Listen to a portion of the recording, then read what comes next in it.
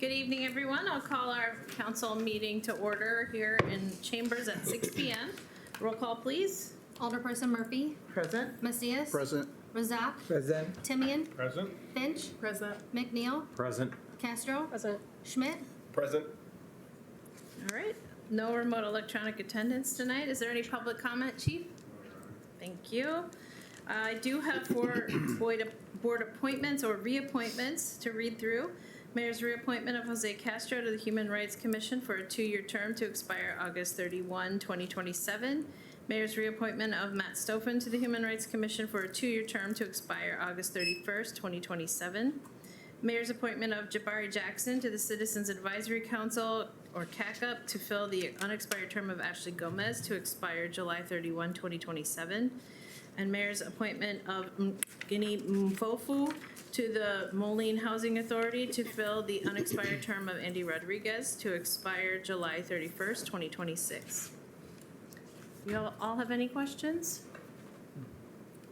I want to just highlight a couple things. You know that generational diversity is a lens I use to help choose who to put on boards, and that does come with people coming off and on some of these. So, you know, Ashley Gomez moved out of the area for work, a more recent appointee, and Andy Rodriguez also moved recently. So that's why there were some openings like that. And Mr. Jackson is, as a new appointee, he's a pastor at Tabernacle Baptist Church up in 3rd Ward, I believe.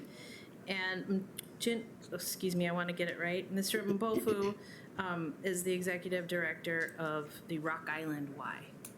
So that's what I have for you there. Any questions? Hearing none, we'll move to our proclamation, which is a yearly occurrence. Would you like to say a few words, Ms. Tinsman?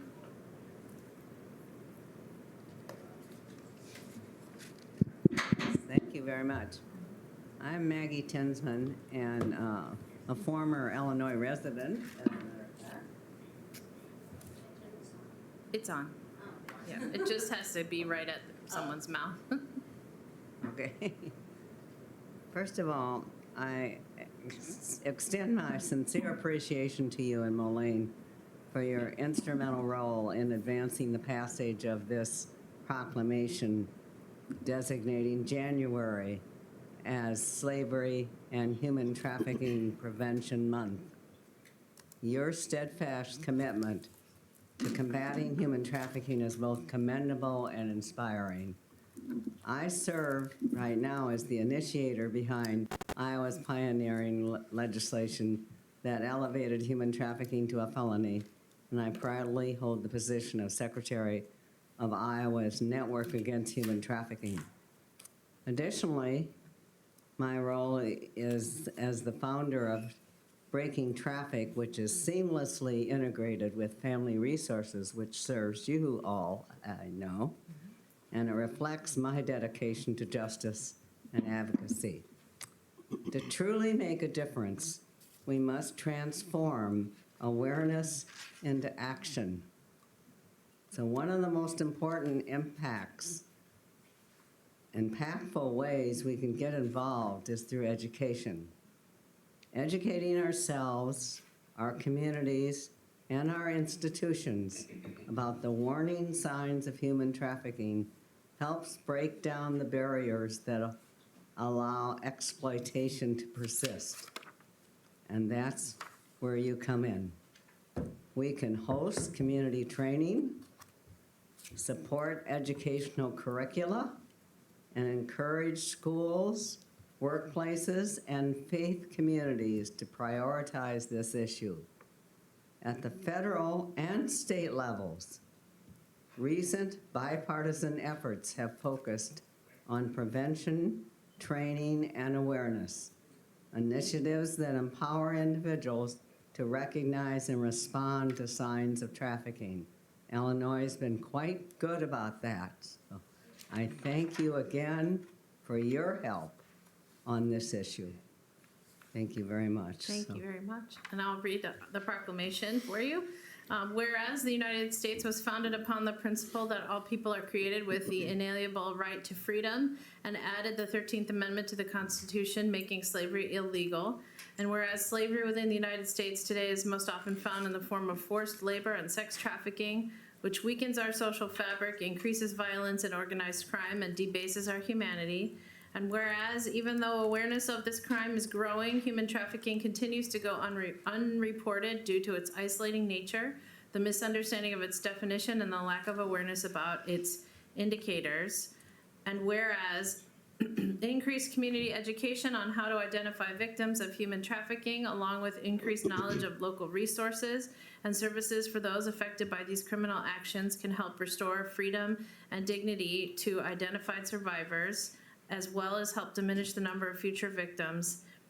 Now, therefore, I, Mayor Sangeeta Rayapati, do hereby proclaim the month of January 26, 2026 as Slavery and Human Trafficking Prevention and Awareness Month. Thank you so much once again for sharing this with us. Well, thank you all for your participation in this. Can we pass this down? You can take that with you.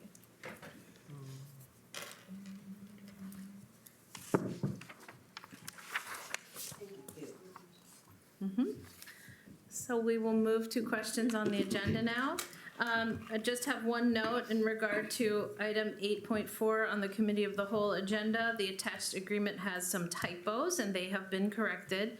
You should have an updated copy at your seat, and I'll read specifically 3.1, 4B, and 4C. 3.1 changed the header to 2026 from 2025. And 4B and C changed from SSA number S to SSA number 5. Understandable typo. And then I wanted to confirm also the size discrepancy in item number 8.2, Mr. Parr. We cleared that up on the attachments now. So it's 0.12. 0.12 is the size of the area for hyperlift, as opposed to the 0.9 that was in the original explanation. Based on some structural changes. Okay, so with that said, we'll move to our item 8.1, a resolution approving a change order number 1 and final with Langman Construction, Inc. for project 1481, 2025 patching program for the amount of $458,280.40. Ms. Clower. Thank you, Your Honor. This is the final change order for Project 1481, the 2025 patching program, in the amount of $458,280.40. The overages are due to the increase in emergency utility repairs that incurred in fiscal year 2025. Motion to approve. Second. All right, motion by Finch, seconded by Castro. Discussion? Yes, Mr. Schmidt? As we look into 2026, are we expecting similar overruns, or where do we stand budgetarily? That's a good question. So we've actually been working with finance to amend the 2026 CIP to increase those budget numbers to try to prevent a large change order from happening again this time next year. Can you tell us a little more about what the emergencies were that drove this up? Was it weather or some other kind of emergency? It was aging infrastructure. Oh, okay. Increase in replacements of lead service lines. Mhm. So whenever we have a spot lead service line that's repaired, the surface is patched through this program. Okay, thank you. Anything further from the council?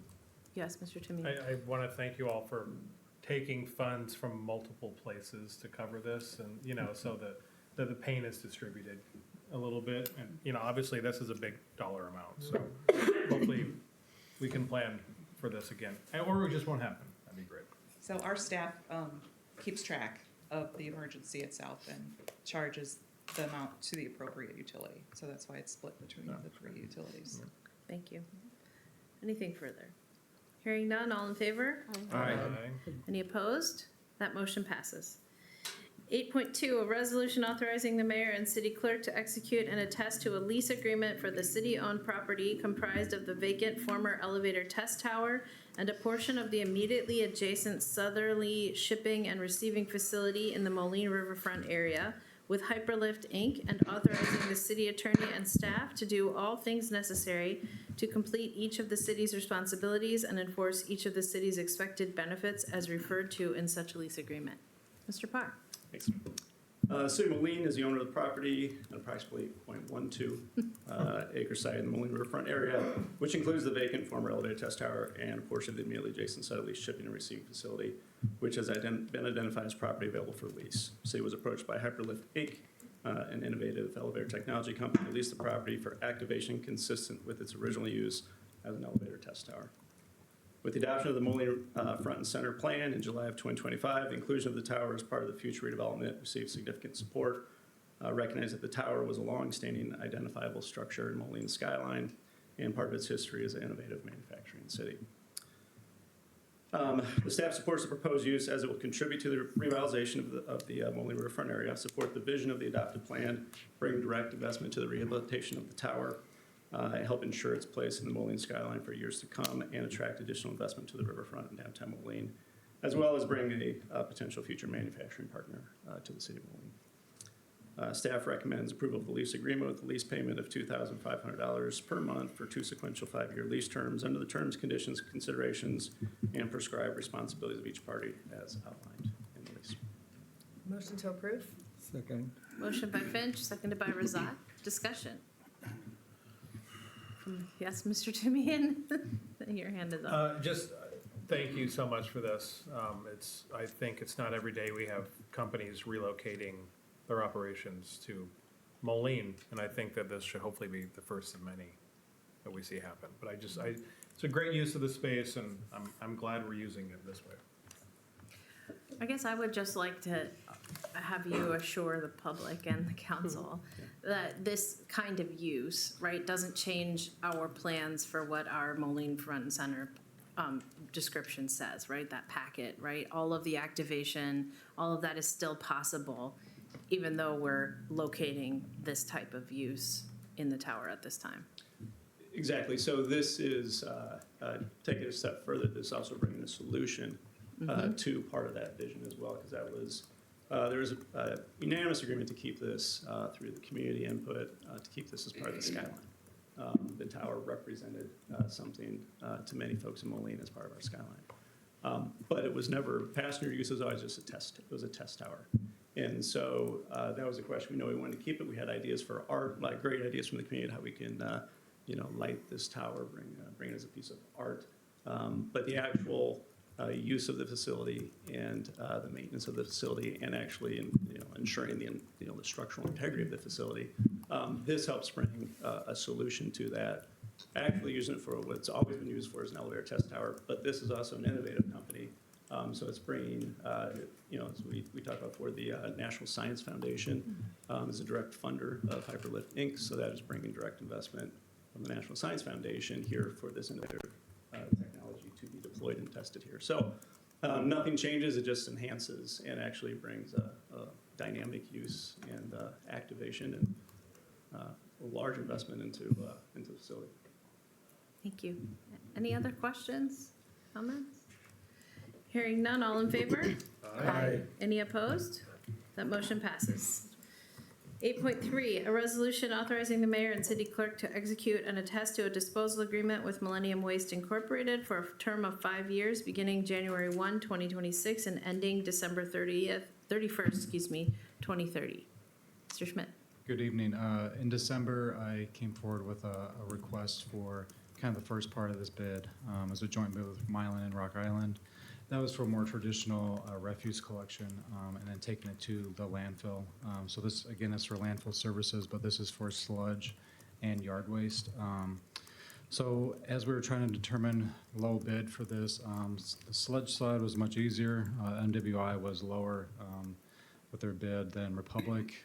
You might have noticed for yard waste, though, it was exactly the same per ton rate. However, when we discussed that rate with Republic, they disclosed that there was an additional assessment fee as well, which then pushed them higher than MWI. So tonight we're recommending going with MWI for both sludge and yard waste for 5 years with an option to opt out for whatever reason with written notice. Thank you. Motion to approve? Second. Motion by Finch, seconded by Castro. Discussion. Hearing none, all in favor? Aye. Any opposed? That motion passes. 8.4, a resolution authorizing the mayor and city clerk to execute and attest to an administrative services agreement with Renew Moline, Inc. to define the scope of services and responsibilities for the Moline Center program and approving the fiscal year 2026 Moline Center program budget allocation for the amount of $156,000. Mr. Matha, that's have you, that. Barry? Yeah. Not much more to add, really. It's the budgeted allocation, 156,000 to Renew Moline. Thank you. Motion to approve? Second. Motion by Finch, seconded by Castro. Discussion? Hearing none, all in favor? Any opposed? That motion passes. 8.5, resolution approving the special event application for the Walk to End Alzheimer's event scheduled for Saturday, September 19, 2026, that is sponsored by the Alzheimer's Association, authorizing a grant to the Alzheimer's Association for the amount of $500 from the Special Events Fund to support the Friends of Walk marketing distribution plan. Closing certain streets more particularly described herein to vehicular traffic and authorizing the use of public right-of-way in conjunction with said event. I have that one also, Your Honor. Similar route as previous years, same financial request as last year. Going west on River Park Drive from First Street to 12th Street, and then returning east on the Great River Trail. Motion to approve? Second. Motion by Finch, seconded by Castro. Discussion. Hearing none, all in favor? Any opposed? The motion passes. 8.6, a resolution authorizing the mayor to execute a joint funding agreement for federally funded construction for section number 24-00299-00-SG Safe Routes to School signing project. Ms. Clower. This is an agreement between the city and the Department of Transportation to construct a Safe Routes to School project. The city received $250,000 of Safe Routes to School funding to install some electronic signage around 7 schools in Moline, and there is no local match to that $250,000. The project is budgeted in 2026 and is on a state letting in February with construction to happen this year. Motion to approve? Second. All right, motion by Finch, seconded by Castro. Discussion. Hearing none, all in favor? Any opposed? That motion passes. 8.7, an ordinance amending Chapter 4, Alcoholic Liquor of the Moline Code of Ordinances, Section 4-3104, number of licenses, by increasing the number of Class B tavern liquor licenses in the city at the request of Ritesh Singh, S&R Core Group, LLC, DBA QC Fun Factory, at 1624 Avenue of the City's Moline. Can I have Mr. Atkins Yep. speak to this one? This request actually is conditional in nature because the applicant is still in the process of obtaining consents. So if granted, the site would not actually be operational. The license would not be granted until the necessary number of consents from neighboring property owners were obtained. There is a field owned by the school district that is within, I believe it's right at 300 feet away. So it is considered as one of those parcels for the nearby property owners from which a majority of them have to consent in order for this to be allowed. So granting this does not mean that it will immediately open up. Granting this would mean that once the necessary number of consents are obtained, that they would be able to become operational. Motion to approve? Second. Motion by Finch, seconded by Timian. Discussion? All right, Mr. Schmidt? Do we have any idea what the timeline is around those consents as far as like when those are being sought or were sought? Yeah, they generally, as I recall, have 1 year within which to obtain the consents. I am not sure how long they have already been working on obtaining those consents, so Do you want me to speak? to seems that? like we have an answer. He just received those yesterday, so he can go out and get those signatures. A lot of times it's door to door to get those yeses from the residents and the businesses nearby. So it's up to them for how fast they want to get that done. Yes. Is it typical to be granting the approval prior to that consent process starting? Because my concern is honestly that I would want to hear any objections coming from the neighbors before approving.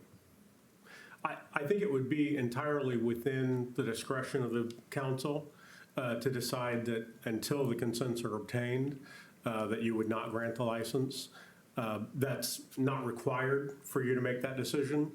I'm just basically informing you, if you want that to inform your vote on this, you certainly can do that. All right, I saw Timian and then Castro. Based on the address, is this taking the place of the pawn shop that's there? I believe so, but I think the clerk can Currently, answer that pawn better than shop I. will stay there until their lease is complete, and then he would consider taking over that space as well for that business. Well, because there's a pawn shop and there's a church behind it. Right, but it's Okay. all one building. Right, right. Yep. And so the church is staying there, or? No, this, so- this would This is become in that that space. Understood, thank you. Yep. All right, Ms. Castro. When it says the, receiving consent from the majority of the properties, that majority, is it just, is that a percentage, what percentage is that? Is that I think like, it's 27 of the 52.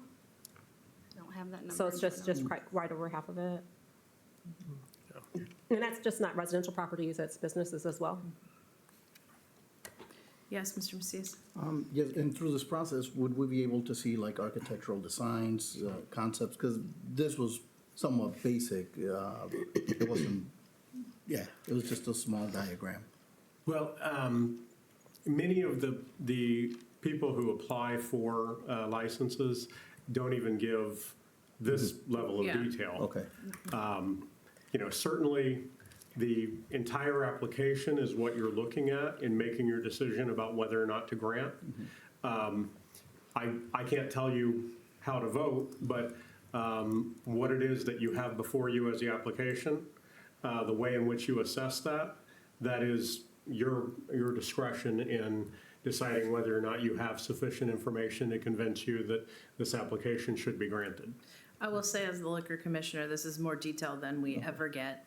And it is a different type of use that I think is perfect for that location when you consider the amount of families that are around that area for lots of events, et cetera. We would obviously expect the proper use of the license so that there are no problems with folks going from there over to Wharton, et cetera. But I think unlike other uses, this is unique. Yeah. And as the liquor commissioner, I understand it. And Yes, my only Mr. question Macias. was just because it's so big, and yeah, it could be something really awesome. And I live right down the street from it, and Is I it know in your ward, sir? it's not. It's Okay. 2 blocks over. Got you. But when Analog closed, that was a great spot for a lot of the families that had young kids. They could also hang out Yep. with their friends, and we kind of lost that. And I think this definitely fills the void that we don't currently have in the city. Okay. Anything else from the council? That's not a hand raise, Ms. Castro. Oh, no, sorry. Okay, just checking. All right. Hearing, yes, Mr. Schmidt. If I were to want to have us wait until that's further down that process, I mean, is that just something where I have to table it, will be brought back up, or what mechanism options do we have for asking for a wait? What mechanisms? You would just say, Like as whether I could just table to a specific date, and then when it comes back up, we would move it again if we decide, like, or can I trigger it to when consents are approved, it returns, or that's what I mean by mechanism. Well, I mean, you could.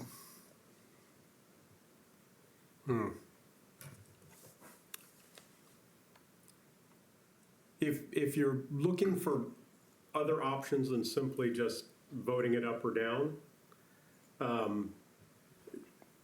there are other things that you could do, but I'm not really sure what it is that you're. I wanna think you wait know how until to the table. neighborhood has started. So yeah, if You want to wait to vote on this until the consents have been obtained, or yes, or at least until we're into that process. Yes, you could. I think Mr. Schmidt, Defer this.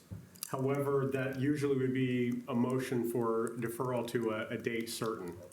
Not knowing when these would necessarily be obtained. You could also move to table. However, that usually is considered to be inappropriate when you have an individual whose due process rights are at stake. I don't really have a good option for you other than just voting it up or down. I wish I could give you another alternative. This is the business owner, I believe. Would you like to share any information about consents? So I think everyone know about the business proposal, whatever I shared has been, okay. So I would like to say that, yes, still I have not signed because I wanted to know whether it can, because if I sign my whole program is like, okay, I have to invest more than $1 million and generate 10 plus employment. So if I don't get this license and now my business plan, it doesn't go, then I don't want to invest that money. So that's why I just wanted, okay, first thing I should know whether I can get the licensing. And I'll be pretty quick. Within 2 weeks, I think there will be 3 meetings that it has to go through. So I'll make Correct. sure that by the second one, maybe 2 weeks, I'll try to get the consent signed. And I wanted to know everything before I buy the land and everything. And if my plan doesn't get approved, so it doesn't make sense for me to invest or buy in. So I wanted to make sure everything goes, like at least in the process, and I have the approval before I sign the agreement. I mean, not signed, by that. Got it. So that's why I'm in like short time and just make sure that, yeah, I get the liquor licensing, because generating 10 plus employment without that, it will be pretty difficult. Yeah, I So- think personally, just adding another comment, this is also potentially unlike some of the other license applications we've had where there's that number of employment possible is maybe larger than we've seen recently. Yeah, so. Just an observation. Thank you so much. All right, I'll take a last call commentary. Yes, Mr. Atkins. I feel like I can give a better answer to Alderperson Schmidt after hearing that. Okay. I mean, it sounds like now if you were to do a motion to defer for 2 to 4 weeks, you'd have to name the particular council session that you wanted to defer to, but you would be able to move to defer to that, and it sounds like we would then quite likely have the information that you're wanting prior to voting. It sounds like, though, the individual is not even going to purchase and go through with all the rest of the plans if he doesn't get this approved. So there is a difference. That is the difference here with this process. Mr. Timian? And I would also argue, to the owner's point, we have a first and second reading still. And if there is extreme feedback from the community against this, we have another opportunity to vote this down. Mr. Schmidt? I was just gonna say, I appreciate the additional commentary, and at this point, comfortable moving forward. If that becomes a discomfort, like I said, we have 2 opportunities, so. Okay. Was that another hand, Ms. Kessler? I'm good. Okay. Hearing nothing further, all in favor? Aye. Any opposed? That motion passes. All right. 8.8, an ordinance amending Chapter 5 amusements of the Moline Code of Ordinances, Section 5-1101C, by increasing the number of video gaming terminals licensed establishments in the city at the request of Ritesh Singh S&R Core Group LLC, DBA at QC Fun Factory at 1624 Avenue of the Cities, Moline, Illinois. Mr. Atkins, anything? This is the same thing just for the game, video This is game. with regards to the same facility, and it's essentially parasitic to the liquor license. Such a lawyer word to use. Thank you. Motion to approve? Thank you. Second. Motion by Finch, seconded by Castro. Discussion. Hearing none. Oh, yes, Ms. Castro. I just have a question. So when they go and they get their consent and they have to ask their neighbors, is it for both liquor and the gaming, or are those 2 separate things, or altogether? Madam Clerk, It's only for the. I think. It's only for the liquor, so they don't need that for the gaming. So okay. got it. Mr. Macias? Yes, and maybe this is more for the owner, but say everything goes good, and how quickly do you think something like this could be up and running? Within 6 months. Okay. All right, thank you. Mr. Timian? To your fears, Alderperson Castro, if they do not obtain a liquor license, they cannot Not get obtain that. a That's why I standalone stopped. gaming license. That's why I stopped, because I answered my own question in my head, so that's why I stopped. Okay, thank you. Yes, Mr. Schmidt? What is the distance requirement from school property for a gaming license? I don't believe we have that in the updates. Okay. Yeah, it wasn't in the updates. I believe it was in the original code. Well, so like, I guess like Class K has that restriction. Correct, yeah, But and those are the other going away. classes Right. do not. And just making sure, because that would be a big issue, obviously. Yeah. All right. There's nothing further. All in favor? Any opposed? That motion passes. 8.9, a resolution authorizing the mayor to execute an agreement for professional services with Walker Consultants, Inc. to perform a parking management study and plan of downtown Moline for the amount of $124,945 plus reimbursable expenses. In October 2025, staff released an RFP and received 6 proposals from consultants to perform a parking study and plan for the downtown area. An internal staff group got together and reviewed the 6 proposals and decided on Walker Consultants. They seem to provide the best experience and qualifications for what we were looking for. This is an unbudgeted project, but finance has confirmed that there is funds available within the parking fund. Motion to approve? Second. Motion by Finch, seconded by Timian. Discussion. Mr. Timian. We identified another parking lot behind the Highland Building, city-owned parking lot that is being used almost exclusively by apartments and not being used. This is when we remove parking from Avenue of the Cities. The city built parking lots to offset that This is what we talked about at a few times. Yeah, and when I had mentioned this to Bob, he had initially said this would be included in the study. I don't think it is.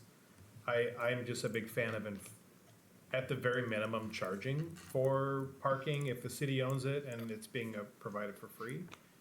Especially since a number of businesses are always short of parking there, and it is a point of contention amongst many of those business owners. So I don't know if there's a way to include this in this study, or we can just go out and declare bankruptcy. We can maybe do an amendment. I don't think, when something goes out for an RFP, it has to be specific. Right. So, and as written here, it's for downtown Moline. Well, it can be followed up on, Yeah, thank you. because there could be other places outside of just that one, outside of downtown, that need to be looked at, and we have to do it in phases anyway, probably. My initial thoughts, anyway. Any other questions, comments from the council? Hearing none, all in favor? Aye. Any opposed? That motion passes. 9.1, oh, no, we're into informationals. 9.1, our 2024 to 2026 strategic plan dashboard for fiscal year 25, quarter 4 report.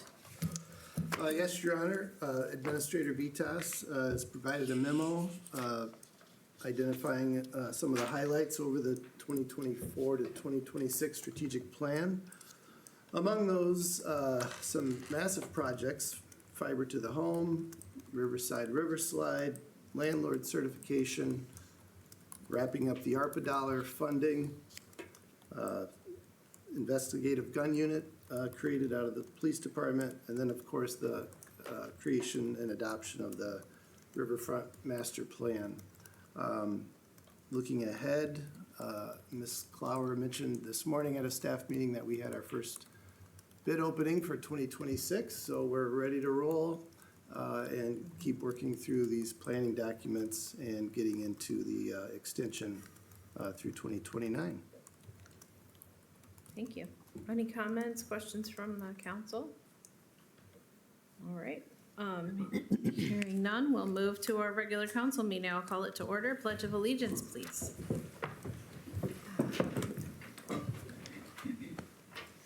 I pledge allegiance to the flag of the United States of America, and to the republic for which it stands, one nation, under God, indivisible, with liberty and justice for all.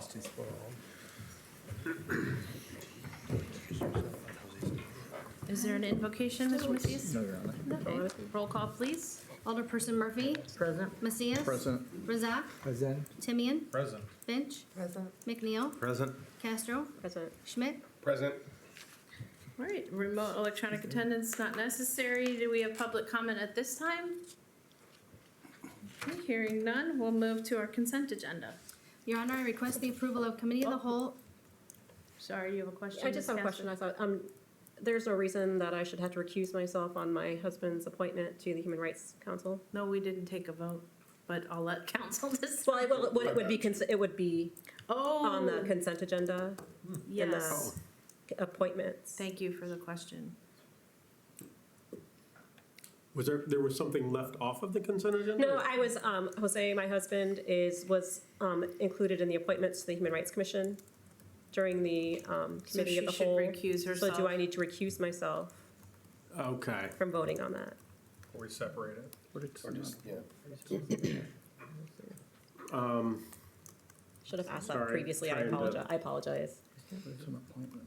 It's the appointments made at committee of the whole on January 20th. Would that, we could separate out? Would that be your Yeah. suggestion? I'm afraid I'm not understanding.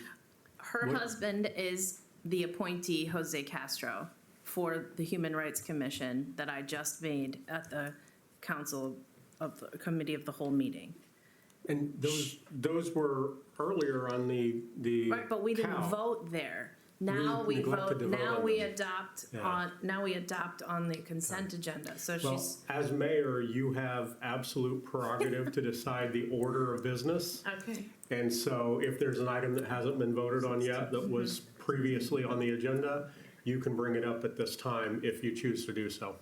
All right, how So, does, Your Honor, let me- yes, we don't vote at the earlier point. Right. We only vote at this point. And that's in the consent agenda is that appointments made. Right. So wouldn't the mechanism just be to separate, say that, to remove that from the consent agenda and make a separate motion? Or do I even need to? yeah.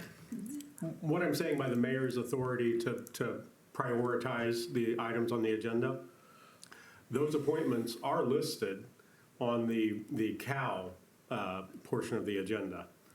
And so if she asks that they be voted on now with regards to the consent agenda, I think that she has that authority to do They so. are in the consent agenda. Yes, That's part of they're in 16.1 is the appointment So- of made in committee of the whole.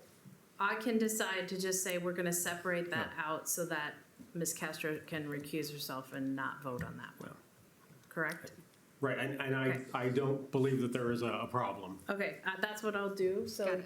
for your record keeping. So as you read this one, please just read the January 6th one and then follow up with the, Okay, and then we'll do 17 and further as that omnibus vote. okay. So, Your Honor, I request the approval of Committee of the Whole and council meeting minutes of January 6, 2026. Motion to approve. Second. Yes, yes. Yeah, no, that's the right one. That's fine. That was Finch, seconded by Castro. Roll call, please. Alderperson Macias. Aye. Razak. Aye. Timian. Aye. Finch. Aye. McNeil. Aye. Castro. Aye. Schmidt. Aye. Murphy. Aye. Okay, 8 ayes, no nays, that motion carries. And I request the approval of appointments made at Committee of the Whole on January 20, 2026. Motion to approve? Second. Do you want me to add the consent agenda items to that section or not? No, We'll because she keep that can vote separate, for those, okay. yeah. That was a motion by Timian, seconded by Razak. Roll call, please. Alderperson Macias. Aye. Razak. Aye. Timian. Aye. Finch. Aye. McNeil. Aye. Castro. Recuse myself. Schmidt. Aye. Murphy. Aye. All right.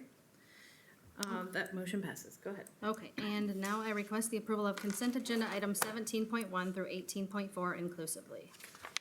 Motion to approve. Okay, motion to approve by Finch, seconded by Razak. Roll call, please. Alderperson Macias. Aye. Razak. Aye. Timian. Aye. Finch. McNeil. Aye. Castro. Aye. Schmidt. Aye. Murphy. Aye. Okay. 8 ayes, no nays, and that motion carries. Now we move on to non-consent agenda, first reading ordinances.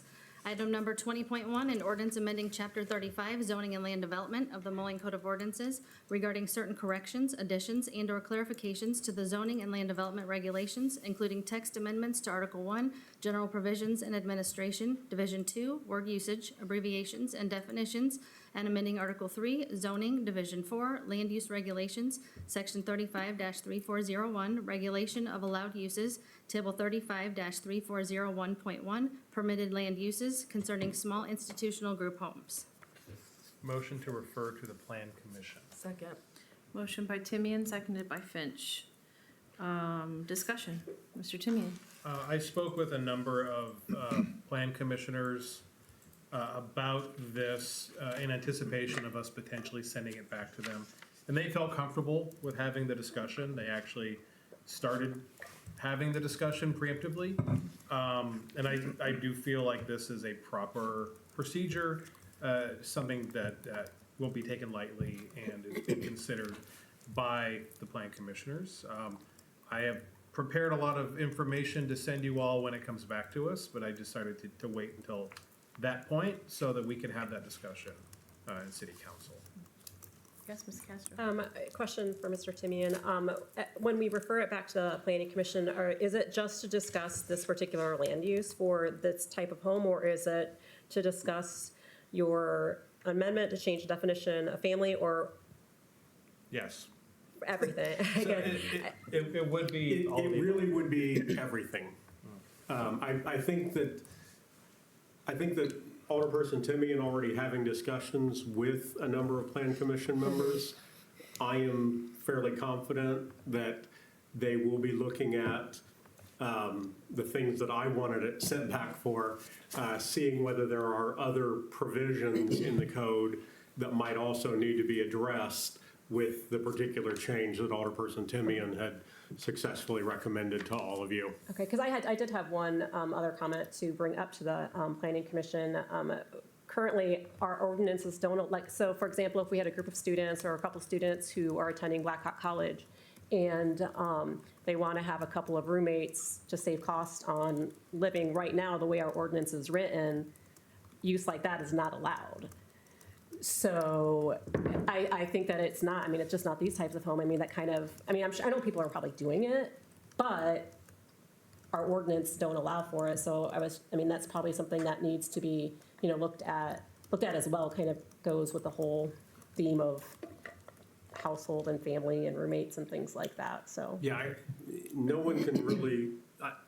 Wait, I'm just saying, What's going to happen is what's going to happen. Yeah, I'm telling you ahead of time. No, I just hope that that's considered in there, because I mean, there's different uses for different types of properties. So Mr. Mathias can take that back to the plan commission, that commentary. Anything further? Yes, Mr. Schmidt? I'm good with the course of action and the change in the conversation. That's all great. We still are met with an immediate need of a code that's in violation of federal law. So does that just remain unenforced? Do we need to take any action regarding that particular piece or item that's more in the short term? Because my concern is that this goes back to Plan Commission and comes back in 6 months. At this point, what we have done has not clearly violated federal law. There would be individuals who would argue that it has. I believe they are wrong. The risk of violating federal law if we continue with our code in the way that it currently is a lot higher than if we were to change it either in the way that it's currently before you with the redefinition of family, or if we were to change it with the proposal that Mr. Mathias and I had brought forward about having a reasonable accommodation type of request.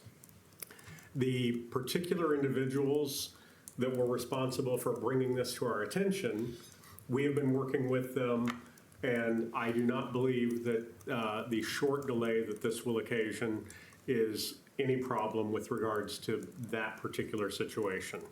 There are no other situations where we are in peril of violating federal law, because if we have restrictions that could be imposed in a way that violated federal law, but we do not impose them in that way, which we have not as yet, and we will be careful not to for the time period we're considering this potential change. Long way of saying it, but I think we're okay. Mr. Schmidt? If it became an issue, I mean, would that just come simply as a variance to the council that would solve that in the short? Like, do we have a mechanism we would be able to resolve it if it did come up in the short term? Or would we just bring this back to the table and pass it and still let the plan commission chew on it? I mean, We have a number of requests that we have dealt with recently, and we're not using a one-size-fits-all method of handling them. So I'd rather not get into a discussion right now of how each one of those have been addressed, but we are being careful in addressing these on a case-by-case basis in ways that make sure that we are compliant with federal law going forward, even though the precise wording in our code may not be, in fact, isn't the best choice of wording. we are honoring the supremacy. I think, Mr. Mathias will guide this conversation.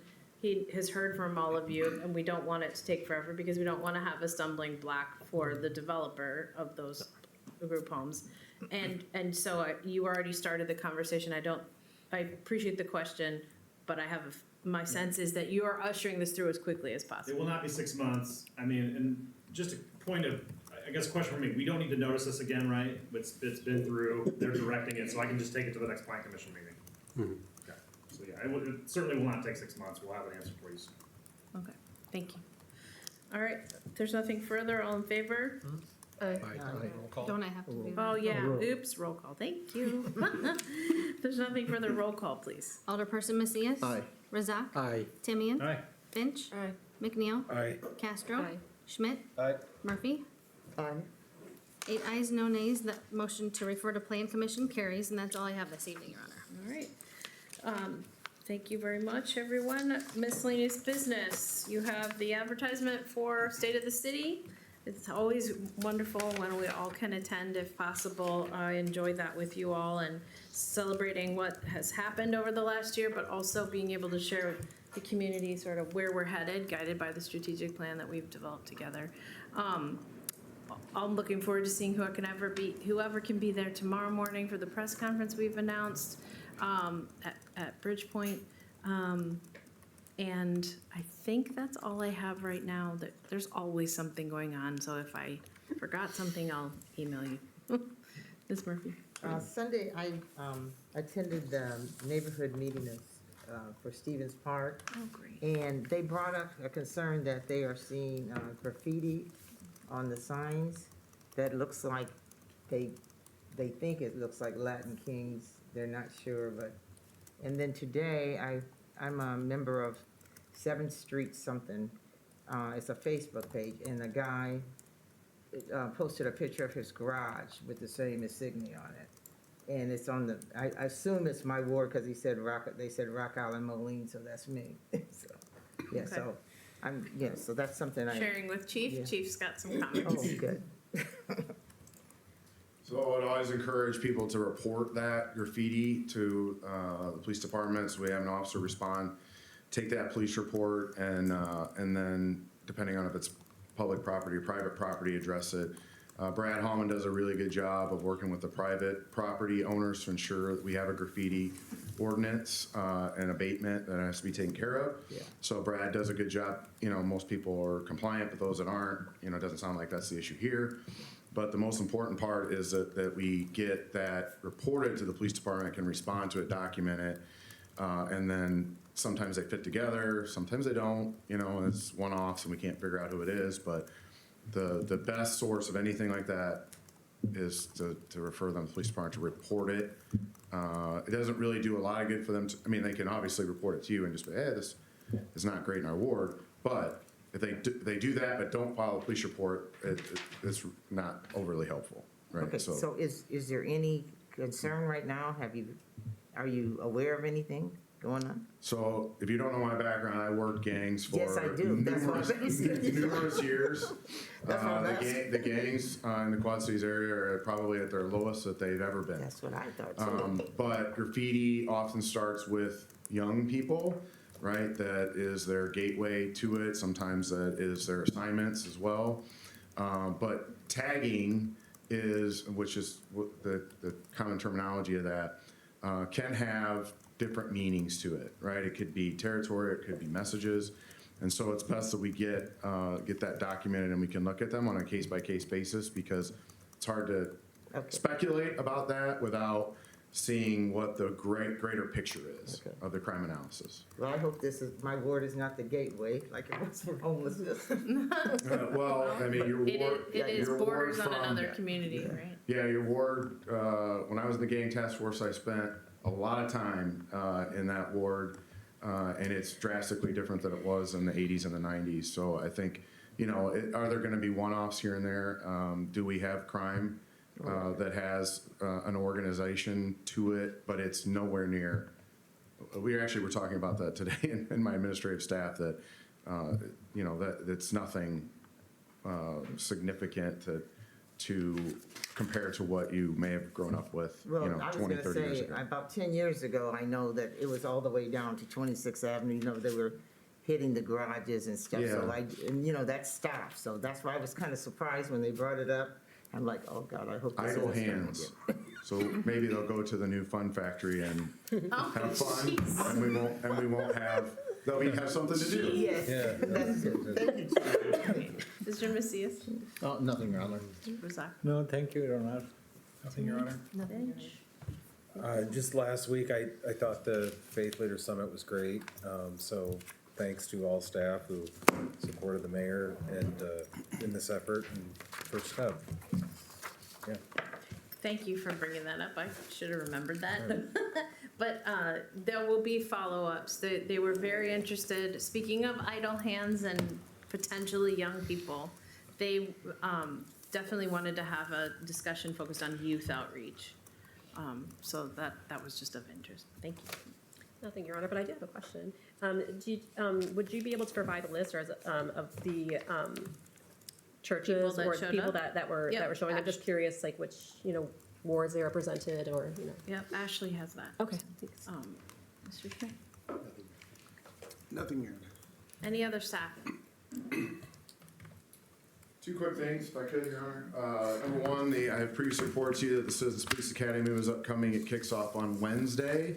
So Wednesday night is the beginning of that, and it will go till, I think, roughly the first part of April. So there's several Moliners in that, so look forward to seeing them graduate. I know many of you are graduates of that, so another great community event. And with the tough times that we're going through in law enforcement over the last 5 years, has been probably the hardest to be a police chief in the last 5 years in law enforcement. And these are great opportunities for the community to better understand what's going on, have those communications. And I mentioned over the summer we did a Spanish only, first one ever in the Quad Cities. We're planning on doing that one again. It's a little bit of a shorter abbreviated version. It isn't quite as drawn out, but my Spanish-speaking staff put that together last year, got a lot of good feedback of that. They graduated at Mercado, if you remember. So we look forward to doing that again in 2026. My last point was, Alderman Timmy, you brought up the parking off Avenue of the Cities that wasn't involved or wasn't included in the study. I think one thing I may be encouraged out of that is I think once the parking for downtown is studied and how the enforcement component of that, there may be a template that could be provided in other areas of the city. So for example, I think we've talked before, currently the city of Moline does not have an enforcement arm for parking. It's still in the code for staffing, but that was eliminated prior to this dais of elected officials. So that may be what comes out of this parking plan, is how that could be done. And I think when Permar was doing it before, they were only focused on downtown. There may be other parking lots that they could go on, or there's a combination of technology or whatever. I think the work that it's done there, without having to amend it or add additional dollars to it or whatever, could maybe lead to some brainstorming or solutions that could be easily translated to other areas outside of the downtown parking district. Got it. Your Honor. Thank you. Yes, sir. If I may, sorry. I just wanted to mention that on Tuesday, CED from this building moved into the CSC. And the rest of the CED department that was in the Public Works building, of course, also moved in. Parks and Rec will move in on Monday, I believe is the plan. And so far, so good, Mr. Mathias? Yes, Okay. thank you for we're loving our new space, and so we're moved in, we're up and running, and but hopefully you can all come over, and I think Bob said he was planning some kind of open house at some point, so hopefully you can come check So it out. everybody will have Yeah, a that'd be chance good. to come in, so. I already walked around with Seth yesterday. It just worked out. It does look really beautiful. And some of the same folk that worked on that were folks that were prepping for our news conference tomorrow. It was really just awesome to hear them be proud of their work. So, thank you. All right, there's no executive oh wait, public comment? Anybody? Nope. Okay, no executive session. Need a motion to adjourn. Second. All right. Motion by Castro, seconded by Finch. All in favor? Any opposed? That motion passes.